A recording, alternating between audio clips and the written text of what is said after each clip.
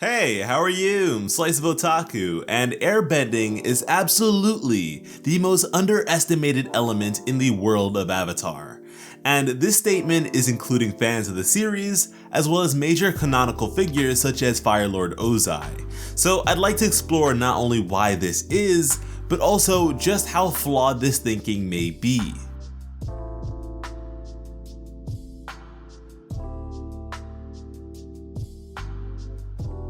For over a century of the world's history, airbending had been a lost art from a bygone era, and even when Avatar Aang resurfaced into the world, he was the only airbender for several years. But when he did, with the exception of those as old as the likes of, say, Earth King Bumi or Guru Patik, nobody in the world had ever faced an airbender in combat. And with that, the level of unpredictability this now unorthodox style of bending provided was able to get the better of some of the most accomplished combatants in the series. And to be real with you, this unfamiliarity certainly helps, but it's not at all the sole reason why this is the case. Air is said to be the element of freedom. As such, air nomads are trained to be crafty, quick thinkers capable of implementing a level of ingenuity into everything they do. A possible reason for this being the pacifist ways of their people. Airbenders are sworn to engage in combat as a last resort, and as such, are masterful in their avoidance and or redirection of incoming attacks. Just about any overzealous aggressor will have a hard time dealing with an airbender capable of defeating them without dealing even a single blow of their own. Because of this, it's common for those unfamiliar with their ways to see such acts as cowardice rather than cleverness. Despite never possessing a formal military, the air nomads had arguably the most rigid culture of the four nations. Rather than being led by monarchs of any sort, the monks were led by the teachings and wisdom of their elders, whom belonged to a council present in each of the air temples. To take this a step further, it's my interpretation that air nomad culture rebukes the division of households as well, as young airbenders, rather than being raised by their birth parents with your typical family structure, were brought up by the collective, eliciting a further sense of unity amongst them. This also happened to be the only society entirely comprised of benders. Unhindered by concepts such as poverty, prejudice, birthright, or gender inequality, airbending was able to progress down an all-inclusive yet unadulterated path more so than any other discipline.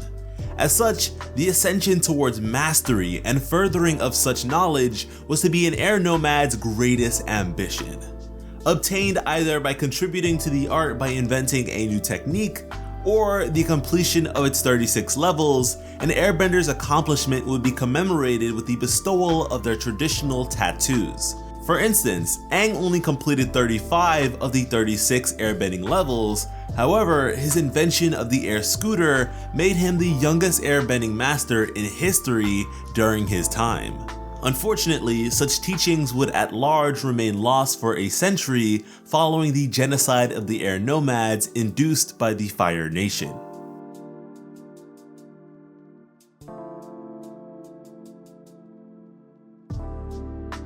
Even before the beginning of the Avatar cycle, the users of air possessed a connection to the spirits unrivaled by any other culture. The spirit wilds were at large considered dangerous, and spirits themselves deemed malicious by the humans of this world. Yet the cultural predecessors to the air nomads coexisted peacefully with them with a level of mutual respect, which provided them with knowledge of things like the inherent relationship between the great spirits Rava and Vatu. With Season 2 of The Legend of Korra, we're introduced to the advanced bending technique of spiritual projection by Jinora. Requiring a particularly powerful connection to the spirits, this technique, despite having virtually no offensive potential on its own, as far as we've seen, is incredibly useful.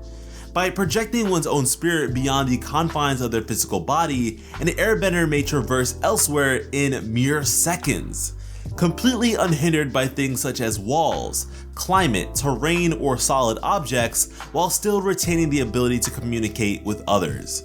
In terms of non-aggressive deliberation, This could very well be considered the greatest airbending technique, as it manages to encapsulate so many other principles with its usage alone.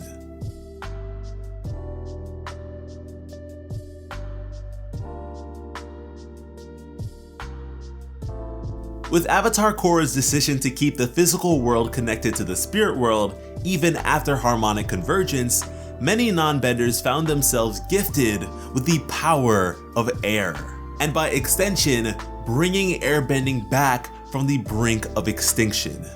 Today, this second wind of the Air Nation attempts to cultivate their former presence lost to the world, while also sporting a more active role in worldly affairs as ambassadors of peace and unity, whether they be human or spiritual quarrels. And because the return of airbending to the world was rather indiscriminate, this new generation of airbenders is very culturally diverse, with members hailing from all different parts of the world. Now, because the Korra team decided against extensive Fire Nation inclusion, the search for new airbenders was limited to the Earth Kingdom, and oddly enough never reoccurred elsewhere. Despite Korra being related to the chieftains of both the northern and southern water tribes, but I digress. Because their origins span a multitude of different financial, social, and geological backgrounds, they can make for some pretty great diplomats, sort of emulating the presence of the Avatar. However, for every formal member of Tenzin's recultivation of the air nomad culture, there has to be a ton of unaffiliated airbenders out there, which is a bit unfortunate considering what came before, but really such division certainly allows for more interesting approaches to the discipline to spring forth. And as Avatar Aang once said, when we hit our lowest point, we are open to the greatest change.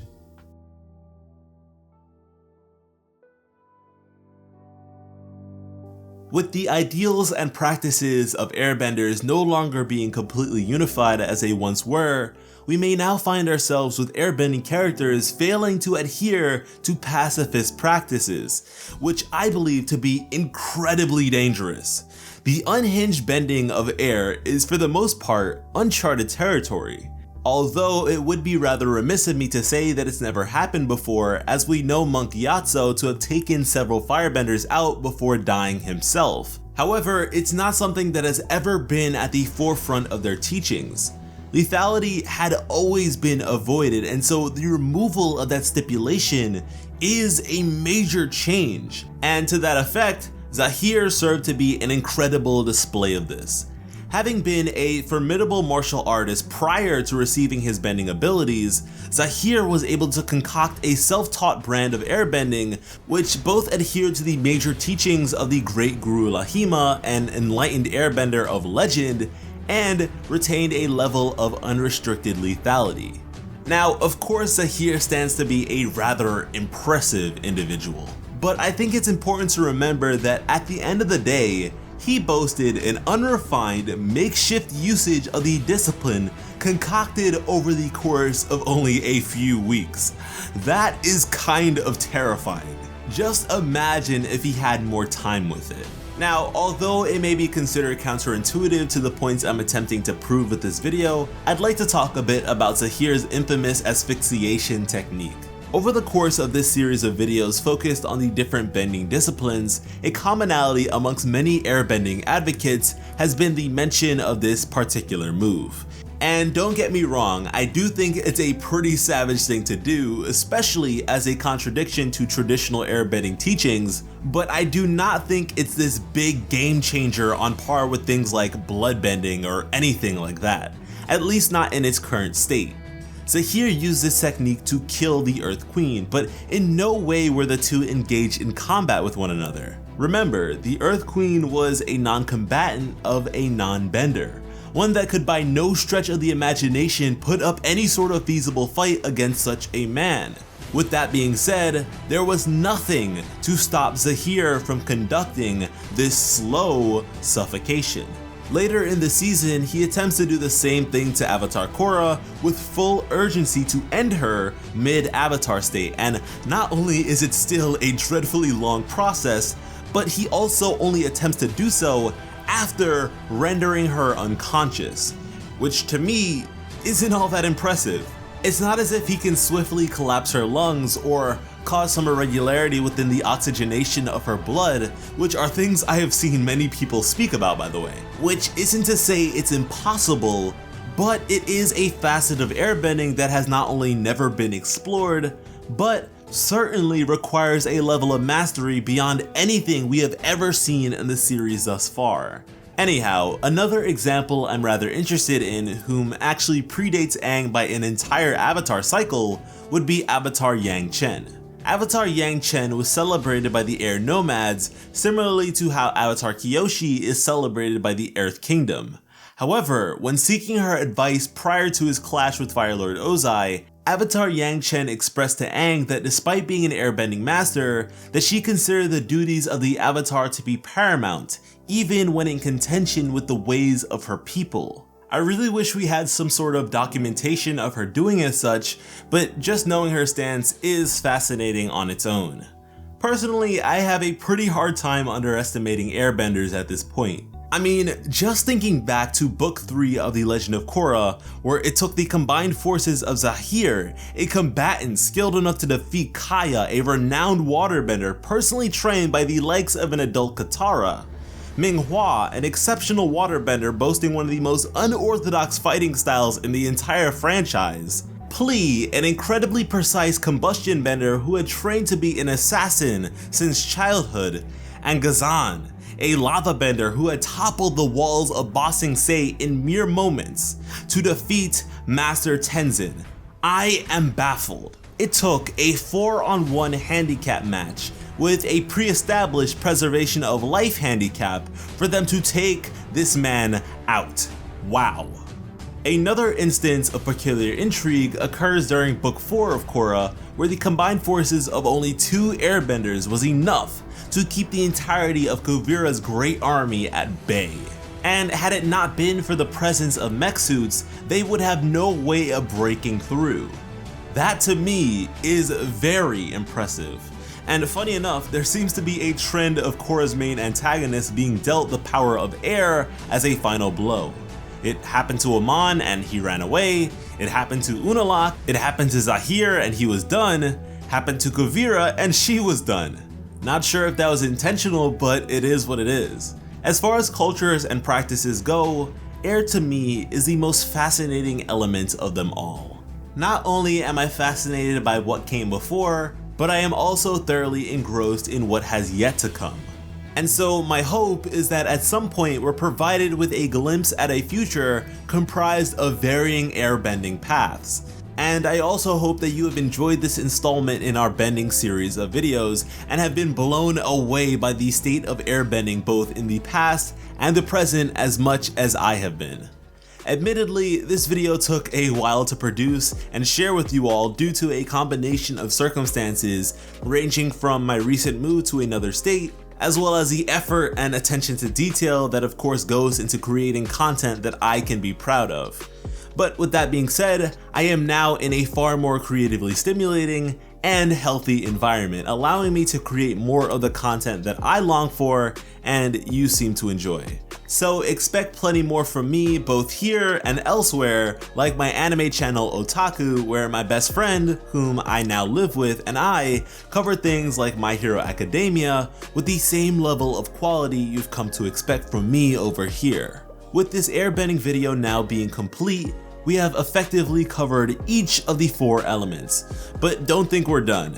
Our bending series is only just the beginning, as I have a ton of other Avatar topics that I would love to cover. And how on earth could I possibly close out a bending series without firstly bringing to attention that which binds them all, the Avatar.